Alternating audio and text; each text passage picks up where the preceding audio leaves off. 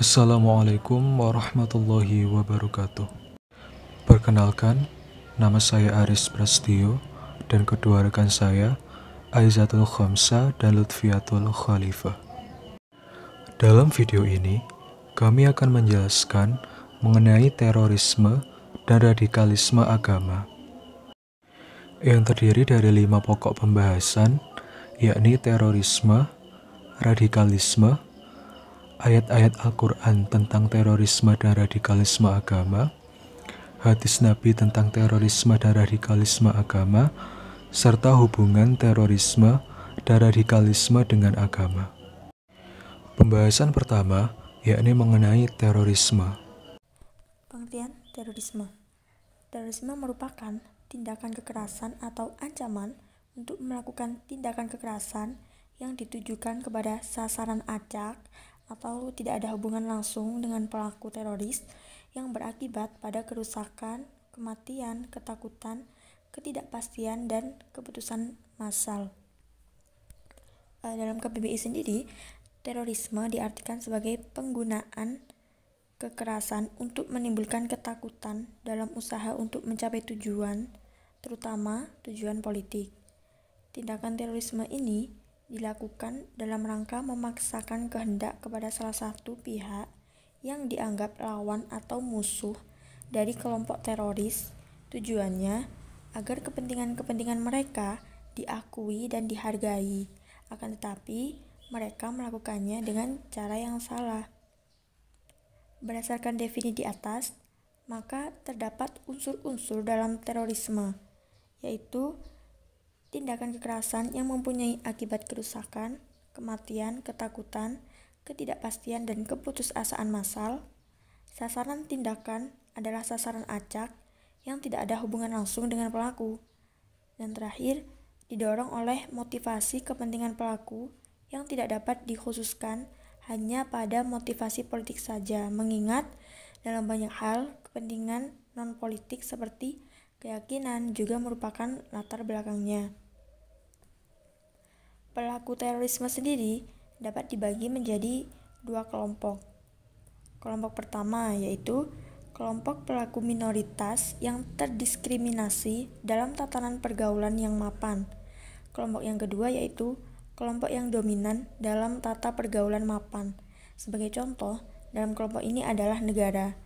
Dapat dikategorikan sebagai teroris jika dalam melaksanakan kebijakan negara melakukan diskriminasi dan represif terhadap kelompok minoritas atau kelompok pinggiran atau marginal yang oposan terhadap negara. Kedua faset dari terorisme tersebut dapat dipahami melalui kategorisasi peristiwa kejahatan yang ditawarkan oleh Queenie sebagai pertama, crime of domination of repression yang secara metodologis dilakukan oleh kapitalis atau kelas penguasa dan antek-anteknya. Kedua adalah crimes of accommodation atau crimes of resistance atau rebellion yang dilakukan oleh kelas pekerja atau kelas bawahan yang merupakan kejahatan dalam rangka bertahan hidup. Ciri-ciri terorisme. Terdapat beberapa tokoh yang mengelompokkan ciri-ciri terorisme ini. Yang pertama, Amalia mengelompokkan sejumlah definisi yang telah disepakati mengenai terorisme internasional, paling tidak meliputi 21 ciri. Lalu, di samping 21 ciri terorisme internasional, terdapat beberapa ahli yang menjelaskan beberapa ciri-ciri dari terorisme. Jadi banyak definisi yang dikemukakan oleh banyak pihak yang menjadi ciri dari suatu tindak pidana terorisme adalah yang pertama, adanya rencana untuk melaksanakan tindakan tersebut.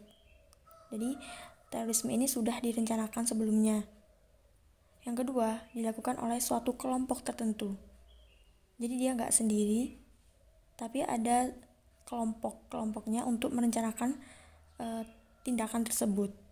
Yang ketiga, menggunakan kekerasan seperti yang kita tahu.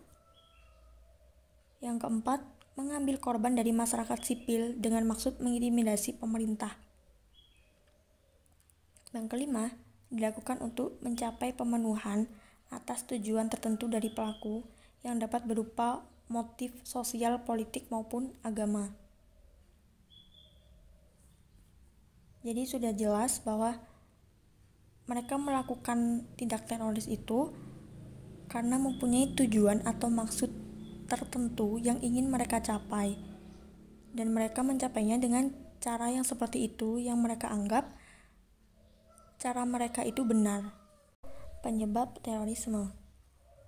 Dalam suatu perspektif, terdapat beberapa potensi yang melatar belakangi kasus-kasus terorisme secara umum. Yang pertama yaitu persepsi terhadap ketidakadilan distributif, prosedural, dan interaksional. Jadi, Greenberg mengemukakan adanya 3 jenis persepsi keadilan, yakni keadilan distributif, prosedural, dan interaksional.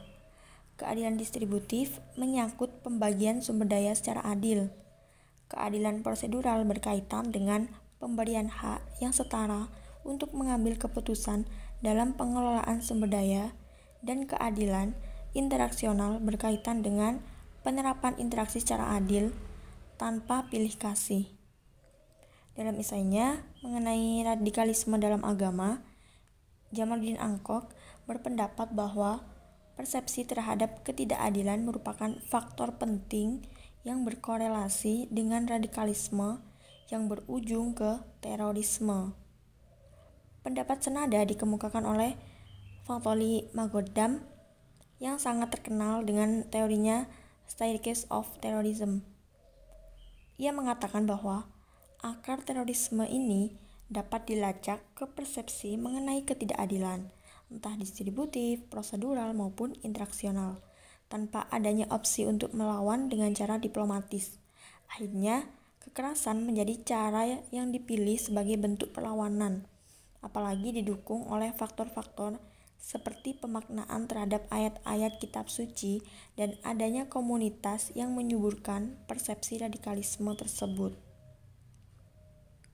Yang kedua yaitu pemaknaan terhadap ayat-ayat kitab suci yang dipersepsikan mendukung radikalisme. Sudah lama kita ketahui bahwa ayat-ayat kitab suci dapat diinterpretasikan dengan berbagai cara, entah kitab tersebut berupa Alkitab, Al-Quran, maupun kitab-kitab suci agama lainnya. Selalu saja ada beragam kemungkinan interpretasi terhadap ayat atau isi kitab-kitab tersebut, termasuk interpretasi yang menjurus ke radikalisme. Oleh para penganut ideologi fundamentalis, kitab suci dianggap memberikan suatu mandat yang bersifat absolut dan tidak bisa ditentang. Yang ketiga, komunitas yang mendukung atau menyuburkan persepsi radikalisme. Tidak dapat dipungkiri bahwa lingkungan memberikan pengaruh kuat dalam pembentukan perilaku individu.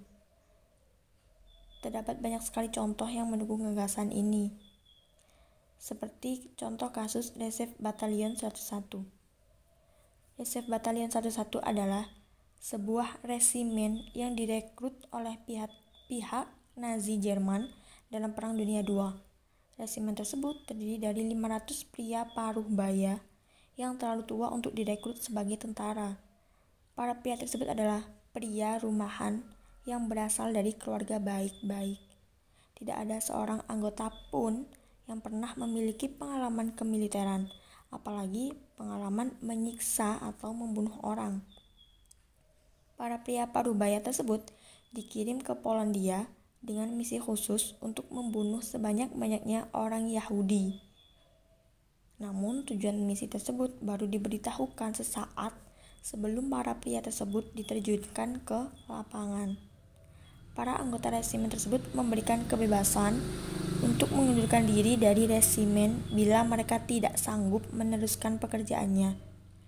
Ketika akhirnya resimen itu benar-benar diterjunkan ke lapangan dan diperintahkan membunuh sebanyak-banyaknya orang-orang Yahudi, pada awalnya para anggota resimen menunjukkan gejala-gejala psikosomatis yang hebat, seperti muntah-muntah, mimpi buruk, dan badan gemetar.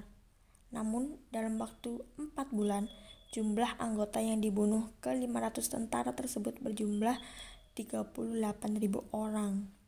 Tidak ada lagi psikosomatis atau perasaan bersalah. Beberapa anggota bahkan berfoto sambil tertawa di dekat tumpukan jenazah korban-korbannya. Fenomena ini menunjukkan besarnya pengaruh komunitas terhadap pembentukan sikap, nilai, dan perilaku individu. Yang keempat, polarisasi in-group, out-group. Teori in-group, out-group ini pada awalnya dipopulerkan oleh Henry Teufel dan John Turner. Dan selanjutnya, teori ini sering sekali digunakan dalam ranah psikologi, khususnya psikologi sosial. In-group mengacu ke kelompok pelaku menjadi anggota, sedangkan out-group mengacu ke kelompok luar di luar pelaku. Riset menunjukkan bahwa seseorang cenderung memiliki bias positif terhadap kelompoknya sendiri atau in-group, dan sebaliknya memiliki bias negatif terhadap kelompok di luar kelompoknya sendiri atau out-group. Terorisme terbentuk dalam situasi saat polarisasi atau pemisahan kubu in-group dan out-group menjadi sedemikian besarnya sehingga setiap kubu mengklaim dirinya sebagai pihak yang benar dan mendehumanisasi kubu lawannya sebagai monster atau setan. Yang kelima, bias heuristik yang dialami para pelaku tindak terorisme. Heuristik merupakan kemampuan manusia mengambil keputusan secara cepat berdasarkan data yang tidak lengkap. Ibarat mampu menerka gambar puzzle secara utuh hanya berdasarkan sejumlah kepingan yang ada. Rasa kekecewaan yang besar akibat persepsi ketidakadilan menyebabkan sejumlah individu berpaling ke sumber-sumber informasi terdekat yang bisa diperoleh seperti kitab suci, komunitas, yang bisa menjadi ajang penyaluran kekecewaan tersebut menjadi suatu harapan terhadap kemungkinan perlawanan. Adanya figur pemimpin yang karismatik bisa mengarahkan individu-individu ini untuk tunduk pada tekanan konformitas dalam kelompok. Dalam kondisi saat tekanan konformitas ini memudar, misalnya saat para pelaku tersebut berada dalam penjara, tak jarang para pelaku tersebut kemudian merasa malu dan menyesal atas perbuatannya. Yang keenam dan yang terakhir yaitu kekecewaan terhadap praktik sistem demokrasi. Dalam karya Jan Aritonang melaporkan sejarah perjumpaan pemeluk agama Kristen dan Islam di Indonesia mulai sejak zaman penjajahan Portugis, Spanyol, dan VOC hingga era reformasi saat ini. Dalam buku tersebut, Aritonang menyoroti kekecewaan sejumlah kalangan fundamentalis yang menolak atau tidak menyetujui praktik sistem demokrasi di Indonesia. Sebagai gantinya, kalangan ini menawarkan suatu sistem pemerintahan yang berbasis agama tertentu secara radikal. Oleh sejumlah individu yang menganut paham fundamentalis ini, sistem pemerintahan yang sekarang ini berlaku di Indonesia dianggap sebagai suatu sistem yang jahat sehingga harus diperangi. Cara mencegah terorisme. Melihat banyaknya kejahatan terorisme yang menjadi urgensi di Indonesia bahkan dunia, terdapat dua pendekatan utama dalam melawan perang terorisme. Yang pertama, pendekatan keras atau hard approach yang memerlukan keterlibatan fisik yang melumpuhkan rencana destruktif teroris seperti pengeboman. Melalui legislatif, yudikatif, dan eksekutif yang menunjukkan perang negara melawan terorisme, negara modern menggunakan metode seperti penangkapan, pengawasan, intelijen, dan penahanan untuk melumpuhkan inisiatif para teroris. Yang kedua, pendekatan lunak atau soft approach merupakan upaya untuk merendahkan ideologi teroris melalui wacana kontra ideologi. Terdapat beberapa badan yang menanggulangi permasalahan ini, yaitu BNPT atau Badan Nasional Penanggulangan Terorisme. Badan ini yang kemudian mengedepankan metode soft approach ini. Di samping kedua hal tersebut, dalam konteks pencegahan tindak terorisme pada hakikatnya, masyarakatlah yang memegang andil besar dalam lingkungan sosial dan menjadi entitas yang sangat vital. Masyarakat juga termasuk diri kita sendiri. Di sini kita berperan memutus ideologisasi dan mendeteksi keberadaan kelompok teroris, serta mengontrol tindak tanduk jaringan teroris ini, sehingga partisipasi masyarakat dan lingkungan sangat signifikan dalam mengungkapkan jaringan terorisme. Selain itu, pencegahan selanjutnya yaitu jangan sampai kita sendiri terseret ke dalam tindak teroris yang mana membahayakan semua orang dengan dalih jihad di jalan yang benar. Karenanya, penanaman dan pendalaman nilai-nilai keagamaan perlu untuk ditingkatkan agar otak kita tidak mudah tercuci dengan hal-hal yang bersifat radikal. Pembahasan yang kedua, yakni mengenai radikalisme. Pengertian radikalisme. Radikalisme adalah paham atau ideologi yang menuntut perubahan dan pembaruan sistem sosial dan politik dengan cara kekerasan. Radikalisme sering dikaitkan dengan tindakan terorisme, karena pelaku radikalisme akan melakukan apa saja untuk menghabisi musuhnya dan untuk mencapai tujuannya. Indonesia sendiri mengalami tindakan radikalisme pada saat reformasi. Pada masa tersebut terjadi benturan ideologi. Ideologi agama seringkali dijadikan sasaran radikal dengan menampilkan kekerasan dan ekspresi emosional. Bahkan pada periode ini ideologi Islam telah memunculkan aksi terorisme. Ciri-ciri radikalisme. Radikalisme berawal dari ketidaksetujuan dengan kebijakan pemerintah. Kemudian, orang-orang yang tidak setuju ini menyuarakan ketidaksetujuannya dengan cara yang keras. Secara urutan dari radikalisme yaitu 1. Memberikan respon atas kondisi yang berlangsung. 2. Respon-respon tersebut berbentuk evaluasi, bahkan ekstremnya berupa penolakan. 3. Orang-orang yang memiliki kesamaan pandangan terhadap kondisi yang terjadi memaksakan kondisi yang dikehendaki. 4. Kelompok ini meyakini bahwa seluruh program yang akan dijalankan. 5. Tidak segan dalam pelaksanaan program, kelompok ini menggunakan kekerasan. 6. Mereka menganggap semua respon, pendapat yang tidak sama dengan mereka adalah hal yang salah. Radikalisme merupakan awal dari lahirnya terorisme. Radikalisme merupakan suatu sikap yang menambahkan perubahan secara total dan bersifat revolusioner dengan menjungkirbalikkan nilai-nilai yang ada secara drastis lewat kekerasan dan aksi-aksi yang ekstrem. Ada beberapa ciri-ciri yang bisa dikenali dari sikap dan paham radikal. Yang pertama yaitu intoleran, yang kedua fanatik, yang ketiga eksklusif, yang keempat yaitu revolusioner. Berdasarkan ciri-ciri tersebut, penggiat anti-radikalisme yaitu Haidar Alwi menyebutkan bahwa ada 3 macam radikalisme di Indonesia, yaitu radikalisme keyakinan, radikalisme tindakan, dan radikalisme politik. Penyebab radikalisme. Ada banyak faktor yang menjadikan seseorang menjadi radikal, antara lain 1. Kecenderungan memahami ilmu agama secara tekstual saja. Akan sangat berbahaya jika seseorang mempelajari ilmu agama tanpa disertai atau bersama ulama yang telah sahih nasab keilmuannya. Pemahaman ilmu agama secara tekstual bisa menjadi salah faham dalam menafsirkan firman Allah, hadis Rasulullah, yang kemudian berdasarkan keyakinannya mereka menganggap bahwa apa yang telah ditafsirkan itu benar dan menentang semua pendapat yang berbeda dengan pendapat mereka.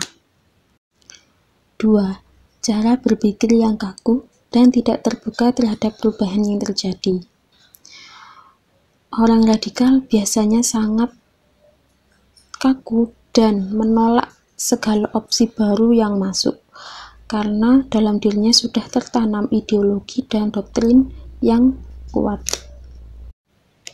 3. romantisme agama, yaitu kecenderungan melihat kejayaan Islam pada masa Khalifah Revolusi Iran, yang menyebabkan mereka berpikir untuk melakukan aksi radikal demi kejayaan yang mereka impikan.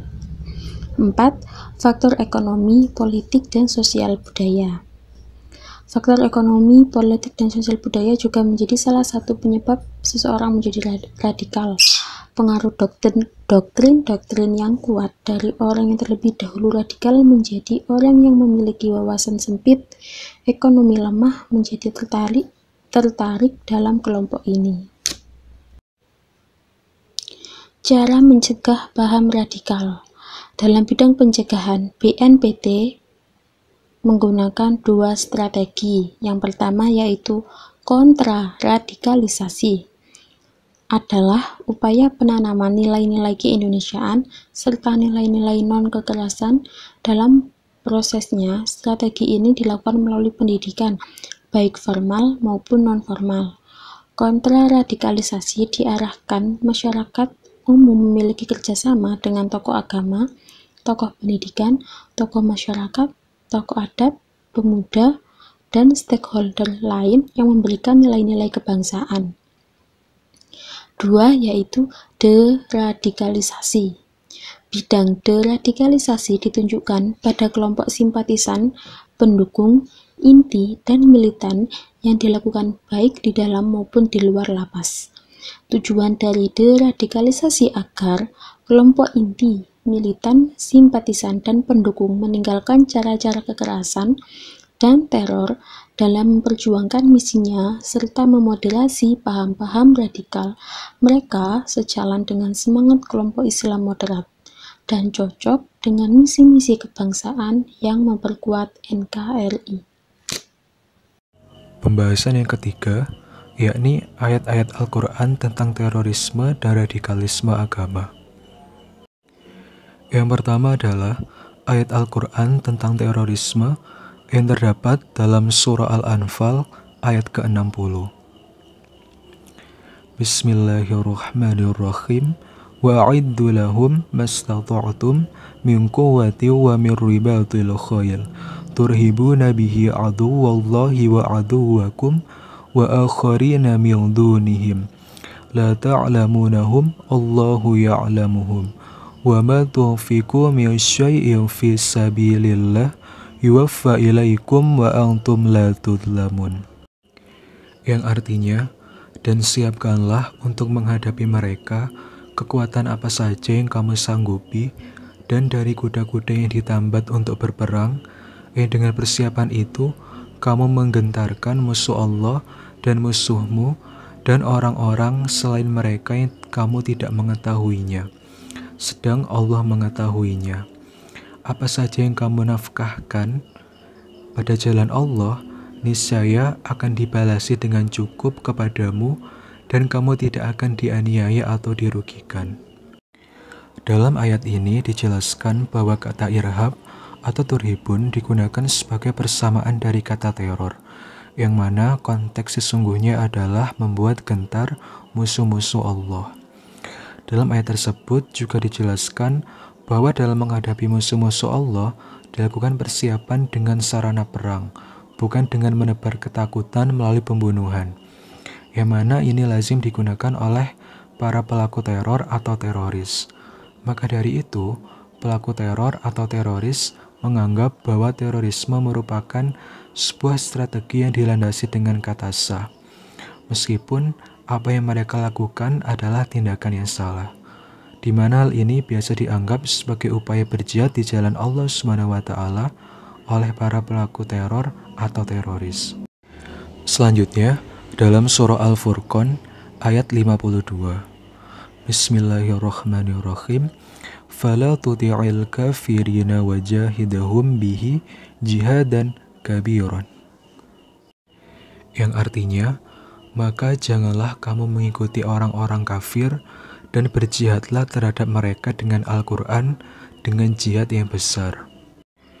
Dalam ayat ini dijelaskan bahwa makna jihad yang dipahami oleh para pelaku teror adalah perang suci yang dijadikan sebagai sebuah motivasi penyebaran Islam dan juga sebagai landasan ideologis kelompok-kelompok teroris dalam melakukan aksinya.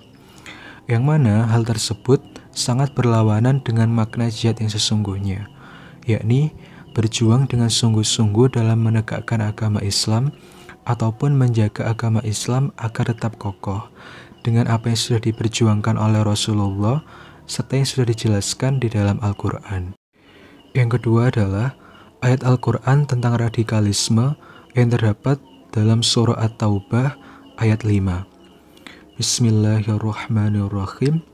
فَإِذَا انْسَلَخَ الْأَشْهُرُ الْحُرُمُ فَاقْتُلُوا الْمُشْرِكِينَ حَيْثُ وَجَدتُّمُوهُمْ وَخُذُوهُمْ وَاحْصُرُوهُمْ وَاقْعُدُوا لَهُمْ كُلَّ مَرْصَدٍ فَإِنْ تَابُوا وَأَقَامُوا الصَّلَاةَ وَآتُوا الزَّكَاةَ فَخَلُّوا سَبِيلَهُمْ إِنَّ اللَّهَ غَفُورٌ رَحِيمٌ. Yang artinya, jika habis bulan-bulan haram, maka bunuhlah orang-orang musyrik itu di mana saja kamu jumpai mereka, dan tangkaplah mereka, kepunglah mereka, dan intailah mereka di tempat pengintaian. Jika mereka bertaubat, mendirikan sholat dan menunaikan zakat, maka berilah kebebasan untuk mereka. Dalam ayat ini dijelaskan bahwa perintah untuk melakukan suatu pembunuhan, penangkapan, serta pengintaian terhadap orang musyrik bukan merupakan suatu tindakan yang hukumnya wajib, kecuali orang musyrik tersebut memang memiliki sifat yang sangat membahayakan bagi umat muslim, serta cenderung tidak memiliki keinginan untuk bertaubat. Dengan adanya penjelasan tersebut, tentunya dengan pikiran yang jernih dan logis, seharusnya kelompok-kelompok radikalisme dalam agama tidak bisa semena-mena dalam menggunakan ayat tersebut sebagai dasar tindakan yang mereka lakukan. Selanjutnya, dalam surah At-Taubah ayat 29. Bismillahirrahmanirrahim. Qatilul ladzina la yu'minuna billahi wala bil yaumil akhir wala yuharrimuna ma harramallahu wa rasuluhu wala yudinuna dinal haqq minal ladzina utul kitaba hatta yu'tul jizyata ayyadin wa hum shaghirun. Yang artinya, perangilah orang-orang yang tidak beriman kepada Allah dan hari kemudian, dan tidak mengharamkan apa yang telah diharamkan Allah dan Rasul-Nya, dan tidak beragama dengan agama yang benar, yaitu orang yang diberikan Alkitab kepada mereka sampai mereka membayar jizyah, sedangkan mereka dalam keadaan patuh dan tunduk. Dalam tafsir Al-Maraghi dijelaskan bahwa surah At-Taubah ayat 29 ini merupakan ayat yang pertama kali diturunkan yang berkenaan dengan perang terhadap ahli kitab, dikarenakan terdapat sekelompok kaum Nasrani yang merasa khawatir dengan ajaran Rasulullah. Kemudian mereka mengumpulkan pasukan yang berasal dari suku Arab yang beragama Kristen serta bergabung dalam kekuasaan Romawi guna menyerang kaum muslimin, sehingga kaum muslim merasa cemas ketika mendengar pasukan mereka sudah sampai di dekat Yordania. Namun, kecemasan kaum muslim tersebut terjawab dengan turunnya ayat 29 dalam surah At-Taubah ini. Hal ini tentu saja berbeda dengan yang dihadapi kaum muslimin pada zaman tersebut dengan zaman sekarang. Maka dari itu, surah At-Taubah ayat 29 ini tidak sesuai jika dijadikan dasar dalam melakukan tindakan radikal oleh kelompok-kelompok radikalisme agama. Pembahasan yang keempat, yakni hadis Nabi tentang terorisme dan radikalisme agama. Hadis yang pertama adalah hadis riwayat Ahmad 14.290 yang berkaitan dengan terorisme, yang berbunyi Haddatsana Ali bin Ayyashin Haddatsana Muhammad bin Mutarrifin an Zaid bin Aslam an Jabir bin Abdullah anna amiran min umara'il fitnati qadimal madinata wa kana qad dhahaba basaru Jabirin faqila li Jabirin law tanahaita anhu fa kharaja yamshi baina banayhi fanukiba faqala ta'isa man akhafa Rasulullah sallallahu alaihi wasallam faqala ibnahu aw ahaduhuma ya abati wa kaifa akhafa Rasulullah sallallahu alaihi wasallam wa qad mata qala sami'tu Rasulullah sallallahu alaihi wasallam yaqulu man akhafa ahlal madinati faqad akhafa ma baina jambayya, yang artinya telah bercerita kepada kami Ali bin Ayyash, telah bercerita kepada kami Muhammad bin Mutarrif dari Zaid bin Aslam dari Jabir bin Abdullah, salah seorang pemimpin jahat datang ke Madinah. Ketika itu Jabir telah buta, maka dikatakan kepadanya, sebaiknya engkau menyingkir daripadanya. Jabir lantas berjalan dengan bapak kedua anaknya hingga ia disandarkan. Kemudian dia berkata, celakalah orang yang menteror Rasulullah Shallallahu Alaihi Wasallam. Lalu kedua anaknya atau salah satu dari keduanya berkata, wahai ayahku, bagaimana dia bisa menteror Rasulullah Shallallahu Alaihi Wasallam padahal beliau telah meninggal? Jabir bin Abdullah radhiyallahu anhu menjawab, saya mendengar Rasulullah Shallallahu Alaihi Wasallam bersabda, barang siapa yang menteror penduduk Madinah, berarti ia telah menakut-nakuti sesuatu yang berada di antara kedua rusukku atau hatiku. Dalam hadis ini dijelaskan bahwa teror merupakan tindakan apa saja yang menjadikan orang lain merasa tidak nyaman dan tidak tenang dengan apa yang dilakukan oleh pihak tertentu ataupun kelompok tertentu. Dalam hadis ini juga dijelaskan bahwa Rasulullah tidak menyukai siapapun atau pihak manapun yang melakukan tindakan teror atau menakut-nakuti.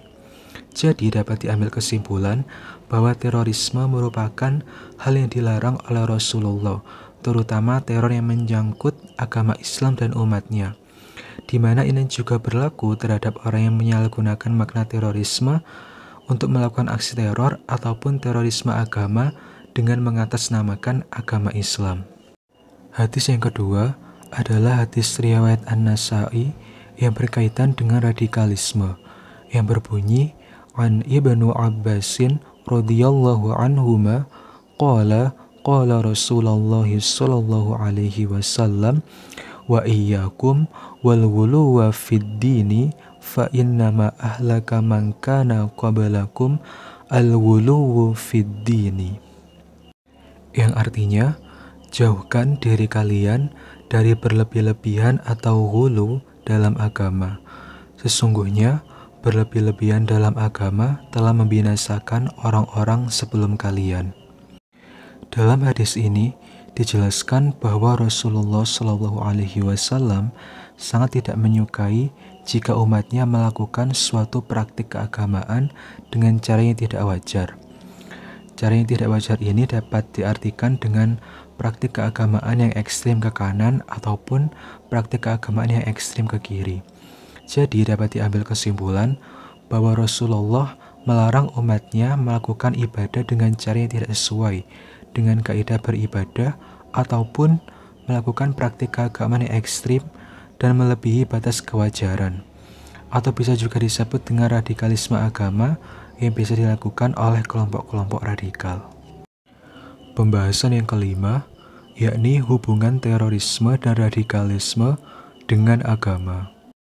David Rappaport mengatakan bahwa perkembangan yang paling menarik dan tidak terduga akhir-akhir ini adalah kebangkitan kembali tindakan-tindakan teroris untuk mendukung tujuan-tujuan keagamaan atau teror yang dijustifikasi di dalam terma-terma teologis. Dari penjelasan tersebut, dapat dipahami bahwa agama adalah kekuatan yang mendorong munculnya kekerasan, yang dikategorikan sebagai terorisme. Yang mana hal tersebut disebabkan karena adanya pemahaman yang salah terhadap agama, sehingga muncullah tindakan-tindakan teroris yang mengatasnamakan agama Islam. Selanjutnya, yang berkaitan dengan radikalisme, terdapat berbagai macam latar belakang kemunculan gerakan kelompok radikal. Di antara latar belakang tersebut ialah karena melihat liberalisasi ajaran-ajaran agama, yang mana gerakan-gerakan radikal tidak hanya disebabkan oleh adanya kaum agamawan yang ingin suatu kebebasan pemahaman terhadap ajaran keagamaan saja, melainkan juga bisa disebabkan oleh pengaruh politik kekuasaan, ekonomi, serta kebudayaan terhadap gerakan radikalis yang memiliki pengaruh yang sangat kuat. Terorisme dan radikalisme erat kaitannya dengan agama. Membahas terorisme dan radikalisme pasti juga akan menyeret pada pembahasan agama, baik faktor timbulnya hingga tindakan-tindakannya sebagian besar berorientasi pada kedok agama. Para teroris, baik yang tertangkap, diadili, dan dihukum maupun para pendukungnya, menyatakan apa yang mereka lakukan adalah jihad fi sabilillah. Perjuangan dengan kekerasan dan teror dipandang sebagai jihad suci. Perampokan dipandang sebagai fa'i, dan meledakkan diri atau bom bunuh diri dianggap syahid atau amaliyah al-istishhad. Selagi cita-cita mendirikan daulah Islami atau khilafah ala minhaj ala al-nubuwah belum terwujud, maka radikalisme kelompok ini akan tetap tumbuh dan berkembang. Dari tujuannya saja sudah menunjukkan adanya keterkaitan antara terorisme dan radikalisme dengan agama. Akan tetapi, di samping itu, pandangan dan gerakan radikal serta terorisme ternyata dapat berubah sejalan dengan keterbukaan para ideologinya. Perlu digarisbawahi bahwa seluruh agama tidak ada yang mengajarkan tindakan radikal dan terorisme. Justru agama lah yang paling keras melawan tindakan radikalisme dan juga terorisme.